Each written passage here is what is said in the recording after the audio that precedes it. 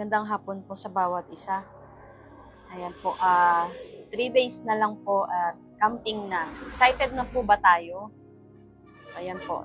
Ngayon po ang topic po natin ay ito pa rin po, what every soul must know before it's too late. Tayo po muna ay manalangin. Ama, sa pangalan ni Jesus, itago niyo po ako sa likuran, Panginoon, at sa mga makikinig po ngayon, O Diyos, at sa mga makikinig pa lang mamaya, Panginoon, buksan niyo po ang aming pandinig at ang kaunawaan namin sa iyong salita, O God. Purihin ka, Panginoon, sa pangalan ni Jesus. Amen. Minsan pa po, magandang hapon po. At ito po, ulitin ko po yung title, What Every Soul Must Know Before It's Too Late. Sa number 19 na po tayo. Ito po sa number 19, the Word of God is truth. Trust it fully. Sabi po dito sa 2 Timothy chapter 3 verse 16. So ulitin ko po. Number 19, the Word of God is truth. Trust it fully. Sa 2 Timothy chapter 3 verse 16, ang sabi niya po dito,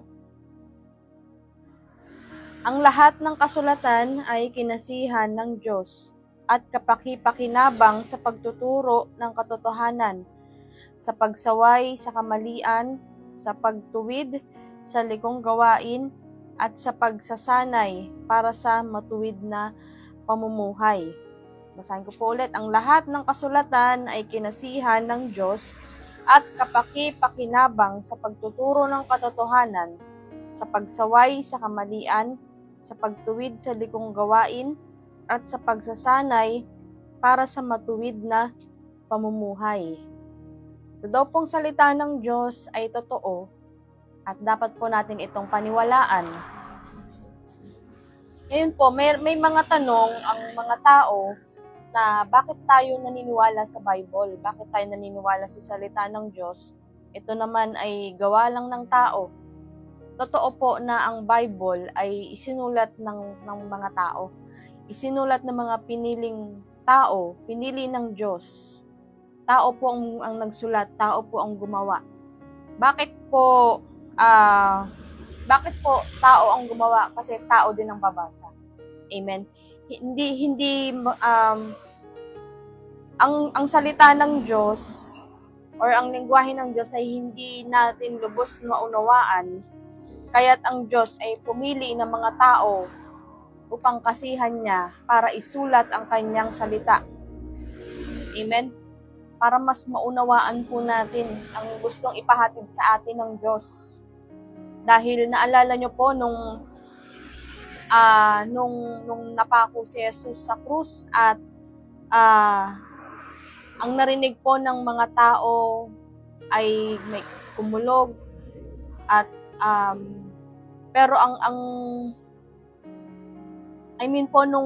nung si Jesus po ay nabautismohan, ayan, akala po nila isang malakas na ingay lang po mula sa langit, pero ang Diyos ay nagsalita na ito ang aking anak na lubos kong kinalulugdan. Amen. Ayun ay lengguwahe ng Diyos, pero sa pandinig ng mga tao, yun ay malakas na ingay galing sa langit. Ito po. Kaya gumamit ang Diyos ng tao para maunawaan po natin ang gusto niyang ipahatid sa atin. Sabi niya dito, ang lahat ng kasulatan ay kinasihan ng Diyos at kapaki-pakinabang sa pagtuturo ng katotohanan, sa pagsaway sa kamalian. Ang salita ng Diyos ay hindi lang po ito mga positive or makakapag hele sa'yo, kundi ito din daw ay pagsaway sa kamalian. Pag may mga time na sinasaway tayo sa kamalian natin at pagtuwid sa likong gawain, ito po ay may rebuke sa atin at hindi po ito maganda sa pakiramdam. Amen po. At pagsasanay para sa matuwid na pamumuhay. Isinulat ang salita ng Diyos para magkaroon tayo ng matuwid na pamumuhay. Ayan po. Hindi naman po ito isusulat ng Hindi naman po ito isusulat ng hayop dahil tao ang babasa, tao ang may kailangan. Kaya ang Diyos ay gumamit, kinasihan niya ang kanyang mga lingkod para maisulat ang salita ng Diyos. Hindi porket tao ang gumawa ay hindi natin ito dapat paniwalaan. The Word of God is truth. Trust it fully. Ang tao na gumawa ng Bible, yung mga ginamit ng Diyos, yung mga men of God na gumawa ng Bible, ay kinasihan ng Holy Spirit. So, hindi po ito maisusulat ng ordinaryong tao lang na wala ang pagsama ng Holy Spirit. Amen? Dahil itong mga nakalagay sa Bible ay hindi ito abot, hindi ito maiimbento ng tao lang. Amen po. Nung time po kasi na nagkaroon ng gap, nung nagkasalang tao, sila Adan at si Eva, noon po, nakakausap po ng tao ang Diyos ng harapan. Amen? Nauunawaan nila ang salita ng Diyos. At nung nagkaroon ng gap, nagkasala ang tao, nahiwalay ang tao sa Diyos. Kaya po, hindi na natin marinig ng direkta ang salita ng Diyos, ang pinapasabi ng Diyos. Kaya, ang Panginoon ay gumawa pa rin ng paraan, gumamit siya ng mga tao para kasihan niya, para isulat ang salita niya, para ipahatid pa rin sa atin yung gustong ipahatid ng Panginoon.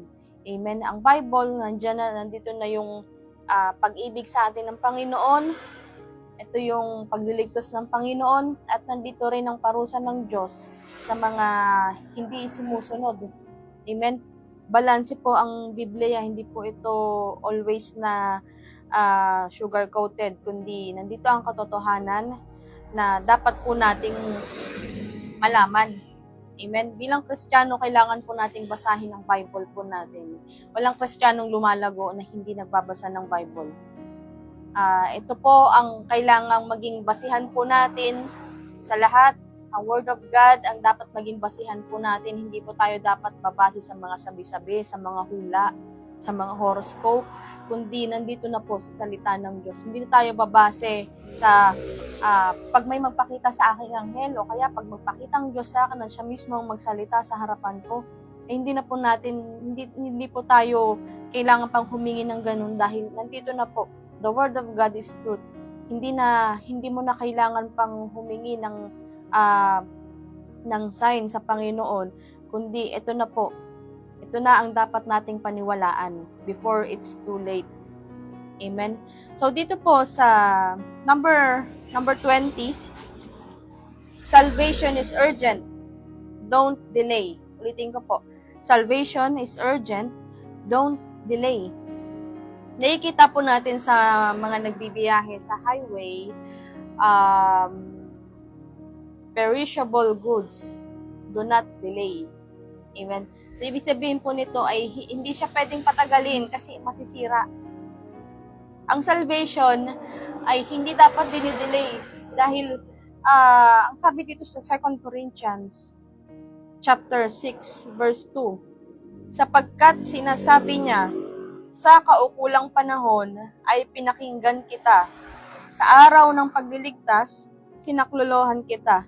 Ngayon na ang kaukulang panahon, ito na ang araw ng pagliligtas. Ulitin ko po, sapagkat sinasabi niya, sa kaukulang panahon ay pinakinggan kita. Sa araw ng pagliligtas, sinaklolohan kita. Ngayon na ang kaukulang panahon, ito na ang araw ng pagliligtas. Bago maging huli ang lahat, kailangang malaman ng mga tao ng salvation is urgent. Sa mga soul winners, hindi lang po sa workers, mga pastor, kundi bawat Kristiyano na nagso-soul win, ang salvation ay urgent. Hindi po ito pinagpapaliban. Amen? Hindi po natin pwedeng sabihin na saka ko na lang sesiran, malakas pa naman, mukha namang walang sakit. Ang sesiran ko na lang muna yung mga matatanda, yung mga may sakit na alam kong madali nang mamatay. Hindi. Wala po ito sa kalagayan ng tao, wala ito sa edad, kundi ang salvation ay urgent. Kapag sinabi ng Panginoon, nandun na yung udyok sa'yo ng Holy Spirit na siran mo ang taong ito, hindi po natin ito dapat pinapatagal. dahil ang kaligtasan ay ano po yan kapag pinalagpas po natin ito, darating ang time na mamimiss po natin yung gustong mangyari ng Panginoon. Amen. Sa mga tao naman na hindi pa nakakatanggap ng kaligtasan, minsan may mga dahilan sila na saka na ako maglilingkod sa Panginoon, saka na ako susunod sa Diyos. Marami pa akong pangarap, bata pa naman ako. Amen. Kaya sabi po dito, wala sa edad ang pangangailangan ng kaligtasan. Bata, matanda, middle age, kailangan ng kaligtasan. Life is too short. Hindi po natin alam kung hanggang saan ang buhay ng tao. Dito nga po mayroon po ditong tao na hindi po namin, nagulat na lang po kami dahil namatay, dahil mukha naman po siyang malakas, walang sakit. At ayun nga po, namatay dahil sa aksidente. So, hindi po natin alam ang buhay ng tao, kaya kapag sinabi ng Panginoon na siyaran natin, kailangan po natin silang patanggapin. Amen. Tinawag po ang simbahan natin para sa last call na i-share ang salita ng Diyos. Kailangan na po nating magmadali dahil malapit na po ang pagbabalik ng Panginoon. Kailangan po natin mag-double time dahil ang mga demonyo ay nagdo-double time din para hilahin ng mga kaluluwa papuntang impyerno. Amen. Malawak ang habag ng Diyos, mahaba po ang pasensya niya. Kaya kapag ang tao ay hindi pa nagsisisi, mahabang pasensya ng Panginoon. Ang tao ay hindi pa naliligtas, mahabang pasensya ng Panginoon, malawak ang awa ng Diyos. Pero si Satanas, maiksi ang pasensya niyan. Hindi niya nahihintayin kung kailan matatapos ang buhay mo. Dahil ngayon pa lang, susubukan na ni Satanas na agawin ang kaligtasan sa'yo. Ngayon pa lang, susubukan na ni Satanas na pigilan ng tao na maligtas. Amen. Gagawin niya lahat ng paraan para hindi lang maligtas ang tao. Kaya po, ang demonyo po, ang goal niya ay putulin yung awa ng Diyos sa iyo. Sa panong paraan? Ang demonyo ay nag-create bibigay ng sakit, ng aksidente, kaya natatapos ang buhay ng tao. Sabi, habang may buhay, may pag-asa. Pero, wag po nating hintayin na matapos yung buhay po natin. Dahil ang salvation ay urgent. Hindi po natin, sa atin po mga Kristiyano, hindi po natin pwedeng sabihin na saka na lang ako mag-share sa mga kapitbahay ko, saka na lang ako magso-soul win kapag naging worker na ako. Saka na lang ako mag-share pagkatapos ko mag-aral. Saka na ako mag-share kapag hindi ako busy. Ang salvation po ay walang pinipiling panahon, oras. Dahil ito ay kumbaga emergency na hindi po natin dapat ipagpaliban. Amen po. Dito po, may mga time, alam ko po na hindi lang po dito, kundi sa ibang lugar, na kapag nag-share po tayo, nag-i-invite tayo sa church, madalas sinasabi nila, oy, doon kayo sa mga bata. Maraming bata doon. Kasi parang nakikita po nila na ang mga born again, mga ini-invite, mga bata. Po, parang dito po nung pinupuntahan po namin yung mga bata, nag-children ministry po kami kapag Saturday. At kapag Sunday naman po ay nag-i-invite naman po kami. At yung mga ini-invite po namin, magahiwalay po ang bata po pag Sabado para pag Sunday, hindi na po sila kasali. Dahil para magkaroon po ng kaayusan yung service. Kaya yung Sunday, ini-invite po namin naman yung mga magulang nila, ang sinasabi nila, yung mga anak ko na lang, yung mga bata doon, madaming bata doon. Kaya nga po silang ini-invite dahil tapos na yung mga bata. Ang kaligtasan ay hindi lang para sa mga bata. Amen po. Kailangan po nating magmadali ngayon. Kung saan po tayo nilagay, kung ikaw ay nagtatrabaho, urgent ang pangangailangan ng Diyos. pagdating sa kaligtasan. Kailangan po natin i-share ang kaligtasan. Kailangan po natin makatanggap ang mga tao sa paligid po natin. Hindi po tayo pwedeng mamili. Amen? Alala ko po na mayroon po kaming nakasama na mag-soul win. Sabi niya, huwag tayo dyan, pastora, kasi masama ang ugali niyan.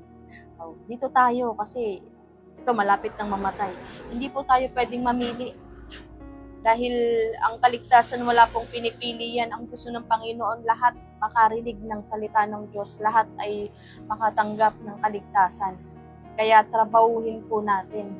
Amen. Hindi tayo pwedeng patulog-tulog dahil sa Satanas ay hindi yan nagpapahinga para madami silang madala sa impyerno. Dapat mas masipag tayo kay Satanas dahil tayo ay mga anak ng Diyos. Mas masipag, mas madami dapat ang naidadala natin sa langit. Amen? Dito naman po sa number 21, the enemy is real. Satan deceives. Dito po, number 21, the enemy is real. Satan deceives. Sa 1 Peter 5:8, maging handa kayo at mapagbantay. Ang dyablo, ang kaaway ninyo ay parang luyong umuungal at aali-aligid na naghahanap ng malalapa. Ulitin ko po sa 1 Peter 5:8, maging handa kayo at mapagbantay. Ang dyablo, ang kaaway ninyo ay parang luyong umuungal at aali-aligid na naghahanap ng malalapa. Meron pong contrast dito eh. Hindi po ba si Jesus po ang Lion of Judah? Pero bakit pagdating dito sa 1 Peter 5:8, sabi si Satanas daw ay parang leon? Amen? Kasi po, ito po yung title, no? The enemy is real, Satan deceives. Si Jesus ang tunay na Lion of Judah at si Satanas naman ang deceiver. Kumaga, pirated lion. Si Satanas, gagayahin niya talaga ang Diyos para lang maniwala ka. Gagamitin niya ang salita ng Diyos para maniwala ka. Para nga i-deceive tayo eh. Kasi hindi tayo madi-deceive kung ipapakita niya sa'yo ay yung pangit. Amen? Ang deception ay hindi yan magpapakita ng tunay na kulay niya. Camouflage ang gagamitin niya. Mahihirapan kang ma-distinguish kung ano dito ang sa Diyos, kung ano dito ang kay Satanas. Gagamit si Satanas ng way para ma-deceive ka. Sabi niya, siya ay parang luyong umuungal at aali-aligid at naghahanap ng manalapa. Once na ma-deceive ka, doon siya magkakaroon ng access. Amen? Ayan. Meron pong isang false Christian or isang deceived Christian by mouth lang, pero hindi by heart. Sabi niya, I know God. Sumagot si Satan, ako din, I know God. Nakasama ko pa nga dati. Nakita ko pa ng harapan. Sagot ni Satan, no? Sabi nitong isa pang false Christian, I know His Word, nababasa ko ang Bible. Sabi ni Satan, ako din, narinig ko mismo ang salita ng Diyos. Ngayon, ito pong punto ko po dito, pwedeng nagsisimba ka, pwedeng nagbabasa ka ng Bible, pwedeng kilala mo ang Diyos, pero check po natin kung nadi-deceive na tayo. Ang isang Kristiyano ay dapat spirit-led. Sa Diyos tayo, sa Holy Spirit po tayo nakikinig. Si Satanas ay mas matanda po sa atin. Mas nauna siyang nabuhay kaysa sa atin, kaya mas marami siyang alam dito sa mundo. Pero ito po, nasa atin ng Holy Spirit at may kakayanan po tayo na ma-distinguish kung ano ang sa Diyos, kung ano ang hindi galing sa Diyos. Amen? Paano po natin ito malalaman? Simple lang po tayo makakalimot na mag-pray, magbasa ng Bible, at makinig ng kanyang salita. Dahil kapag wala tayong prayer, hindi tayo nagiging sensitive sa salita ng Diyos. Hindi tayo nagiging sensitive sa mensahe niya. Bumasi po tayo sa Word of God. Huwag na po tayong bumasi doon sa mga horoscope, sa mga kapalaran, may hula si ganito.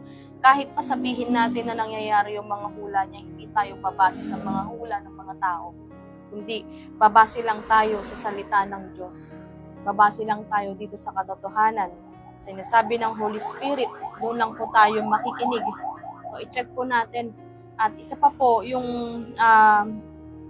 dito po, ang demonyo, gagawa ng mga paraan para ma-deceive ka.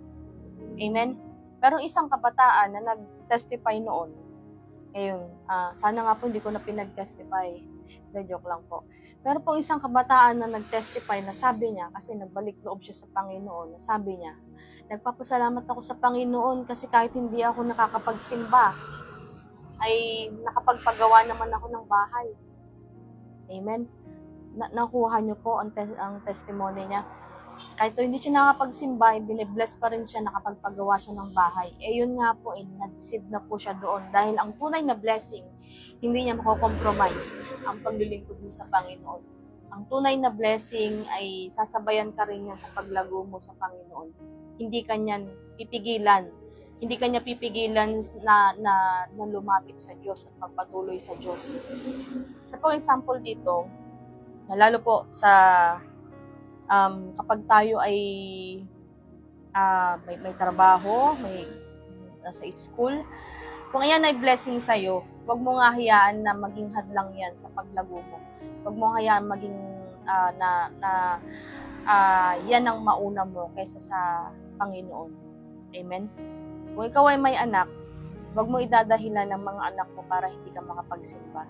Huwag mo idadahilan ng trabaho mo para hindi ka makapagsimba. Huwag mo idadahilan ng pag-aaral mo para hindi ka makapagsimba. Don't be deceived. Kasi si Satanas, kung hindi ka man yan masubukan na mag-backslide, na susubukan niya na gamitin yung mga bagay para hindi ka na makapagsimba hanggang sa wala na. Mahina ka na. At doon na-atake si Satanas, hihintay lang niya yung tamang timing para mas madali kang atakihin. Amen? Huwag po tayong bumasa sa emosyon, kundi doon lang tayo sa leading ng Holy Spirit po sa atin. Huwag tayong magpapadeceive kasi sabi sa Proverbs, ang puso ay mapandin lang. Kaya sabi sa mga kasabihan na follow your heart, pero hindi dapat natin sinusunod yung puso natin, kundi ang sinusunod po natin dapat ay yung leading ng Holy Spirit. Kasi kapag ang sinunod mo yung emosyon mo, so kapag galit ka, susundin mo yung emosyon mo na galit ka. Amen po. So nakukuha po natin para hindi po tayo ma-deceive. Kailangan po natin mag-pray, magbantay tayo sa panalangin, magbasa ng Bible, at makinig ng salita ng Diyos. So, umattend ng mga gawain. Ito po, magka-camping na. Umattend po tayo ng camping. Dahil ito po ay kailangan po natin, kahit po kaming mga workers ay